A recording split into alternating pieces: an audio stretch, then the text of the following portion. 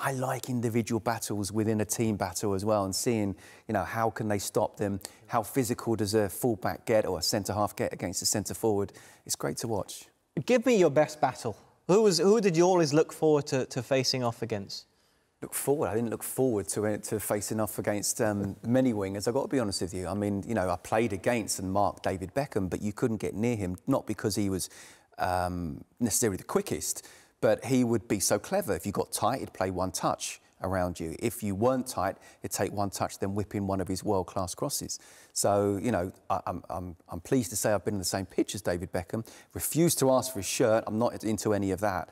But, you know, getting close to him was very, very difficult, and he wasn't the quickest. And his Limpar probably gave him my toughest ever game. Hot and cold at different times, but boy, was he hot that day. I tried to do everything. Couldn't get close to him. So, did you look forward to it? No, but you just look forward to playing for your team and hopefully playing a part in your team doing well. But I had some battles over the years with different wings. I bet you still watch the Beckham documentary, though. Only just, actually. People told me about it. People told me about it, and it's a great documentary. We don't need to talk about it now, but I got nothing but respect for that guy on the pitch. I think he did court publicity, even though he denied it. Nothing but respect for that guy who wanted to play for his country at a very difficult time to play for your country. Who did you enjoy playing against in particular? Is there one? I mean, this could even have been in training. Yeah, well, it was quite unique, really, in the fact that I played for two teams with very, very sort of polarising views of how the game should be played. So when I played for Reading, stay up front, play, you know, do your best against Ferdinand and Vidic. Good luck, Dave. You know, all the best.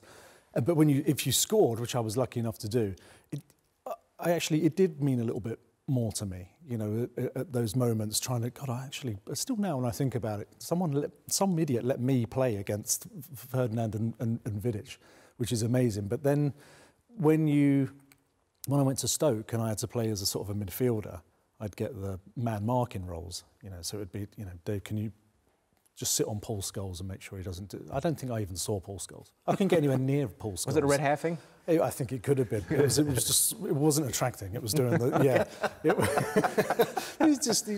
Sometimes you come off the pitch and you just have to say... You just have to know when you've been outplayed and know where your level is. And that...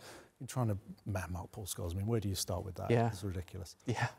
Gary, anybody come to mind for you? Well, I had a couple of messy incidents on the pitch, I would say, which were physical incidents. And you know, one of the clubs back in the day that were just that way inclined was Wimbledon Football Club.